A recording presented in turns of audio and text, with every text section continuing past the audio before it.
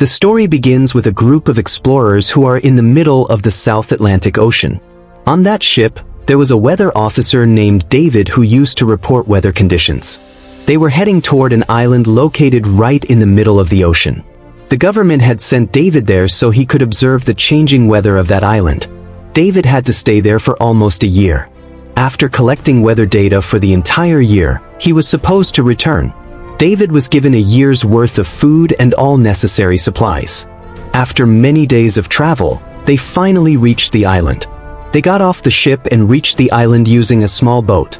This island was completely deserted. Not even a single bird could be seen.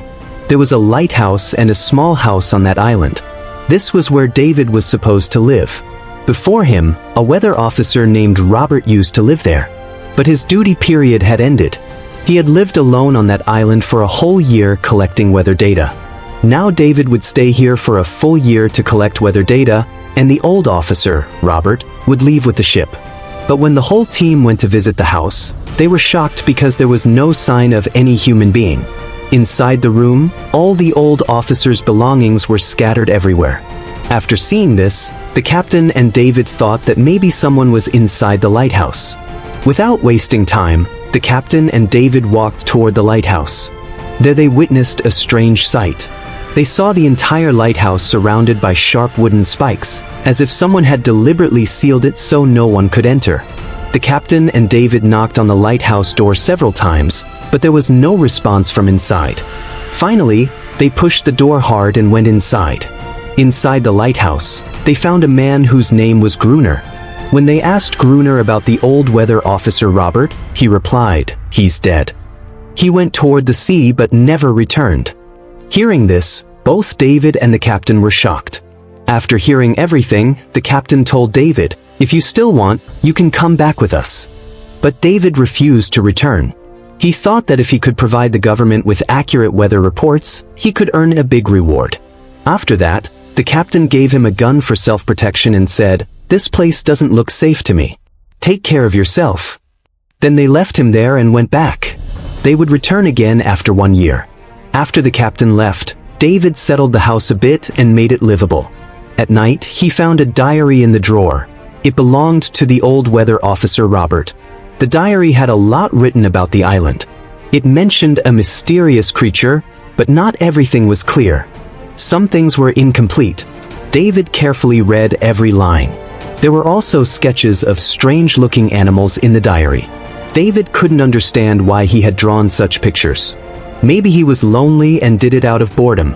On one page, there was also a photo of the old officer's wife. David kept reading the diary until he got tired and slowly fell asleep. The next morning, David began collecting weather data. But as soon as he reached near the shore, his steps stopped. He saw some rocks arranged in a strange pattern, with shells placed between them. David assumed Gruner must have done it and continued working. While working, he used binoculars to look at the lighthouse, and he saw another person standing with Gruner. But the moment he blinked, that person disappeared.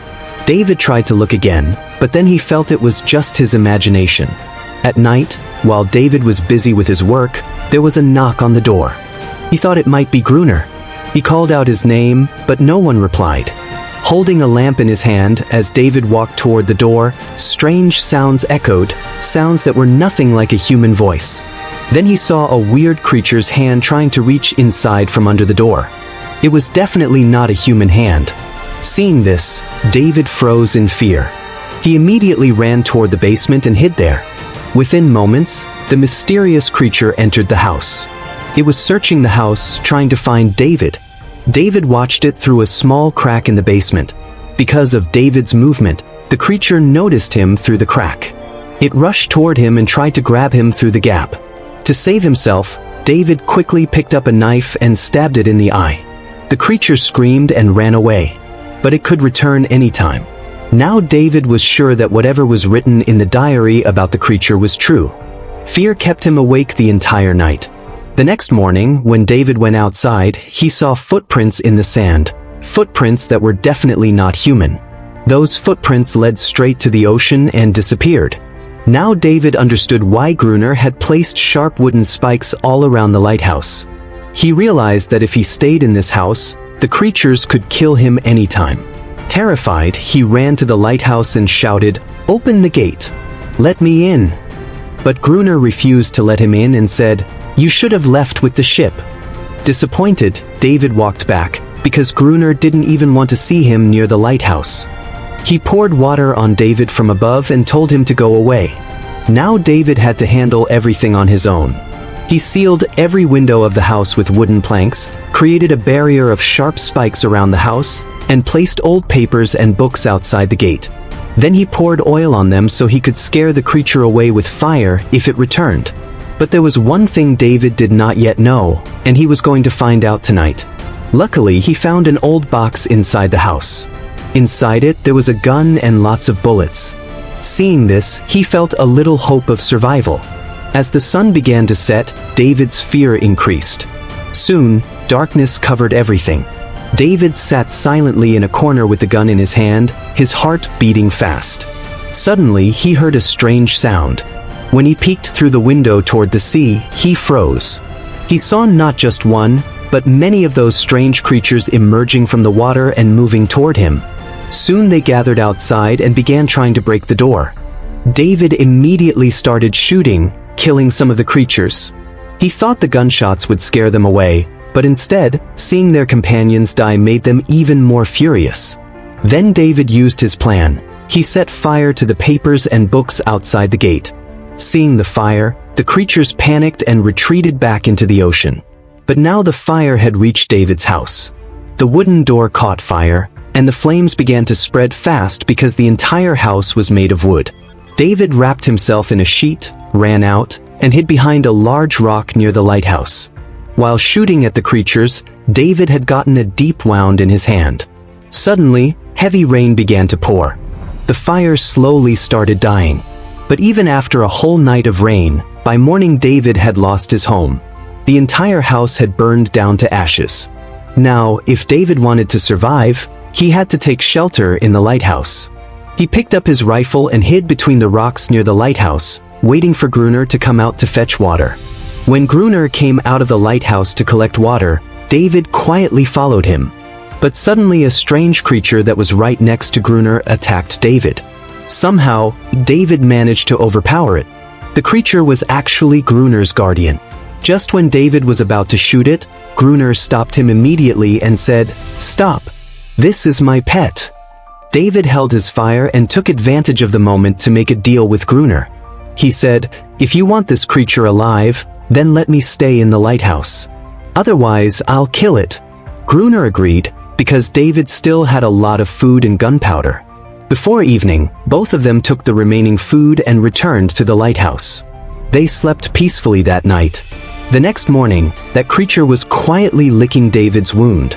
When David woke up, he realized that because of the creature's touch, his hand was completely healed. David was shocked to see this. Now David wanted to learn more about the creature from Gruner, and one day take this discovery to the rest of the world, because it was nothing less than magic.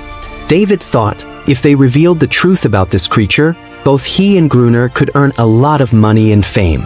But Gruner wanted none of that. He didn't want to leave the island. He had no one left in the world, and this island was his perfect home. Here, he felt like the king of his own world, living by his own rules.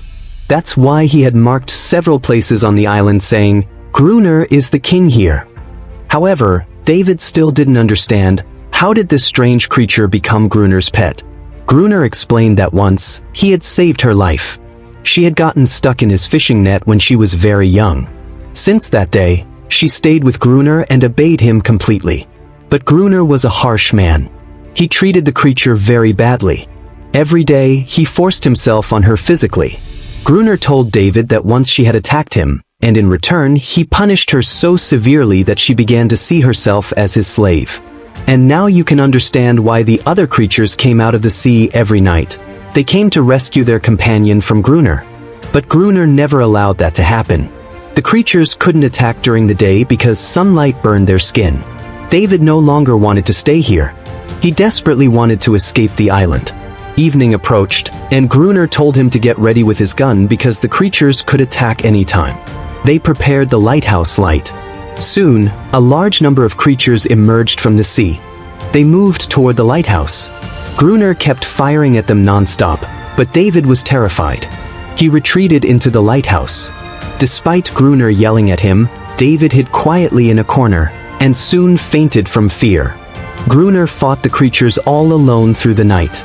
The next morning, an angry Gruner splashed water on David's face and said, "If you want to survive, you must kill them. Otherwise, you'll be thrown out of the lighthouse.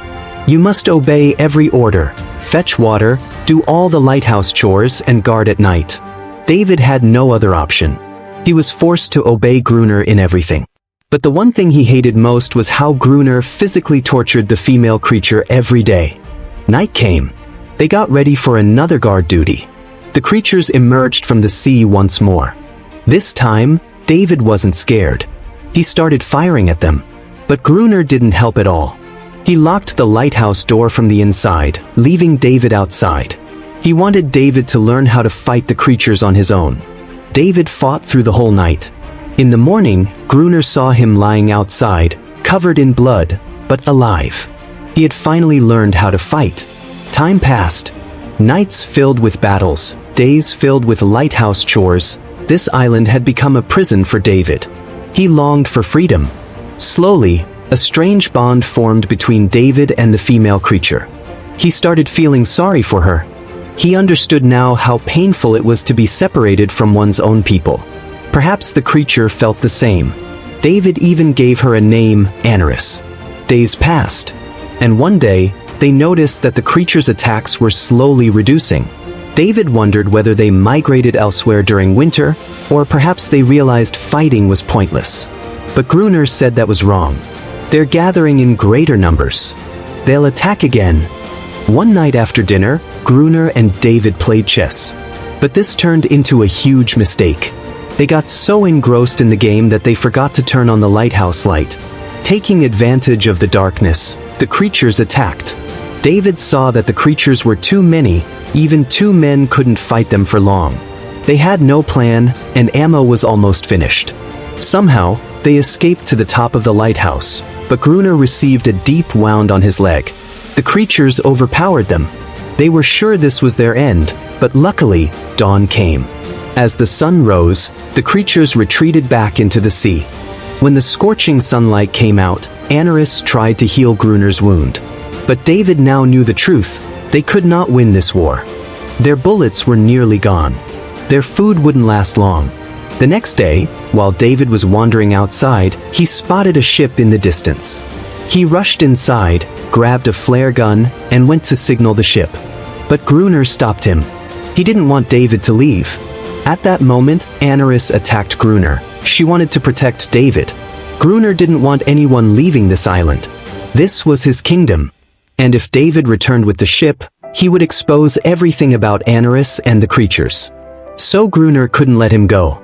The ship slowly disappeared into the sea, right before David's eyes. He was helpless. A few more days passed. Gruner kept mistreating both David and Anaris, but he especially targeted her, which David hated.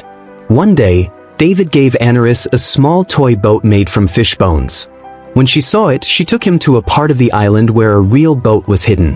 When David asked Gruner about it, he said he already knew. People once came to this island on that boat seeking refuge, but none survived the night. The creatures killed them. They were carrying ammunition on their ship, but a storm sank it near this island. David immediately got an idea. They had something like a diving suit. If one of them used the suit to go down to the wrecked ship, they might find bullets or dynamite, anything to help them fight the creatures. They wanted to go, but Gruner refused to accept it. However, David was ready to risk his life to do the job. A few more days passed like this. A deep connection formed between David and Anaris. David had started liking her. Gruner secretly saw both of them sharing romantic moments. Gruner felt that Anaris would be taken away from him. So David had to be removed. The next day, Gruner himself agreed to David's plan. He said, "You'll wear the suit, go underwater, and collect a lot of RDX. Then I'll pull you up with the boat." But Gruner actually had something else in mind. He wanted David to bring up the boxes of dynamite stored under the sea, and then leave him there so that the creatures would kill him. That way, he would get the dynamite, and Anarias would again become his slave. Both of them sat in the boat and reached the spot where the ship had sunk. David wore the diving suit and went underwater. When he went down, he saw the ship was completely destroyed. But luckily, he found a few boxes of dynamite. Suddenly, some creatures appeared in front of him. Seeing them, David panicked and fell down. The diving suit was so heavy that he couldn't even move. He couldn't signal Gruner either. Gruner thought the creatures had probably killed David. But in reality, they were just two small children. David somehow left the diving suit there and reached the surface. They found some old boxes containing dynamite. After that, both of them started working. They placed dynamite in 2 layers around the lighthouse so that in the next attack they could blow all the monsters up at once. Months passed, and winter snowfall arrived. But again, the creatures disappeared. Suddenly, all attacks stopped. It seemed the creatures had realized a trap had been set for them. That's why they stopped attacking. Gruner suspected that Anarias had warned them, so he started mistreating her. But David stopped him. Finally, both of them made a new plan: to leave the main gate of the lighthouse open so that when the creatures came closer, they could blow them up. David cleverly told Anarias to scream from the top of the lighthouse. Hearing her voice, all the creatures became furious. When they spotted the open lighthouse gate, they thought it was a chance to rescue Anarias. But in reality, it was a trap. Soon the creatures came out of the sea. They rushed toward the gate and attacked David. David fought bravely and escaped. As all the creatures gathered near the lighthouse, Gruner pressed the dynamite lever, but nothing exploded. David had disconnected the wire earlier, and Gruner had forgotten to reconnect it. David quickly ran up and started fixing the wire. Meanwhile, the creatures were climbing up the lighthouse, and Gruner was trying alone to stop them. As soon as the connection was complete, David detonated the first layer, killing many creatures. But many more were still ready to attack, so Gruner detonated the second layer. Both of them fainted from the massive explosion. The next morning, when they woke up, Anarias was gone. Dead creatures were scattered everywhere. Gruner was killing the remaining wounded ones. David noticed one creature wearing a necklace. Seeing the injured creature suffer, David felt pity and realized his mistake. The creatures he had feared so much were just like humans, only unable to speak. But to Gruner, all this meant nothing. After that day, the creatures never attacked again. But every day, cries were heard from the ocean shore. David still didn't know how much damage they had caused, how many families were destroyed, how many children had lost their loved ones, all due to a misunderstanding. The next day, David saw some young creature children in the water. They were the ones who had lost their families.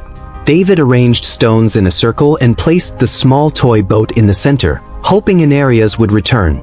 He waited for hours, but she never came. The next morning, David saw Gruner sleeping with some old belongings beside him, including an old photograph. When David looked at the picture, he was shocked. The girl in the photo, the one he had seen in Officer Robert's diary, was actually Gruner's wife, and Gruner was standing beside her. In reality, whether Officer Robert had not died a year ago. He had changed his identity. Gruner was Robert. He changed his name because he never wanted to leave the island again. Seeing all this, David also lost hope of ever leaving the island. That evening, when David went to the shore, he saw the toy boat was no longer there. Instead, he saw a small creature child holding it. David threw a burning stick into the circle of stones to show he did not intend to fight. He wanted them to feel safe. He wanted peace and friendship. Soon, Anarias emerged from the waves with the rest of the creatures behind her. But this time, none of them attacked David. They also wanted peace. They only wanted a safe place for their children. But then Gruner arrived with a gun. He believed that if peace came, he would no longer feel powerful. David tried to convince him that the creatures didn't want to fight. They wanted peace. But Gruner refused to listen. He yelled at Anarias to go inside. But for the first time, she disobeyed him, because she was no longer his servant. Seeing this, Gruner felt he was no longer the ruler of the island. He felt weak inside because no one was obeying him anymore. Enraged, he marched toward the lighthouse. David thought Gruner finally understood that every creature wants freedom, that no one wants to live as a slave. But Gruner was still blinded by his obsession with dominance. As soon as he reached the lighthouse, he fired a flare from the signal gun. It hit a creature child directly, killing it instantly. All the creatures panicked and ran. Anarias also lost all trust in David. Furious, David ran toward the lighthouse to confront Gruner. He fought him, yelling, "Why did you do this? They only wanted peace." But Gruner had become violent and tried to kill David with an iron rod. Just as he was about to strike, David called him by his real name. "Stop, Robert. You are not a murderer." Gruner froze. Robert was never like this. After living alone on the island, his mental health had deteriorated. Loneliness, his wife's death, and depression had changed him. He wasn't truly a killer. He had been a good man once. Gruner realized that the creatures never wanted to fight. They only wanted peace. He had killed them just to feel powerful. Feeling ashamed, he surrendered to the creatures. Within moments, they killed him. David locked himself inside the lighthouse. Time passed, and 1 year later, a government officer arrived on the island with a new weather officer. When the captain asked David about the previous officer, David repeated the same lie, that the man went toward the water and never returned. The new weather officer also assumed David was Gruner. David didn't correct them. He quietly went to the balcony and stood there. He no longer wanted to leave the island, just like Gruner. Meanwhile, Anarias was living happily with her family. They no longer feared anyone like Gruner. They could live freely, on the island and in the sea. With this, the story ends.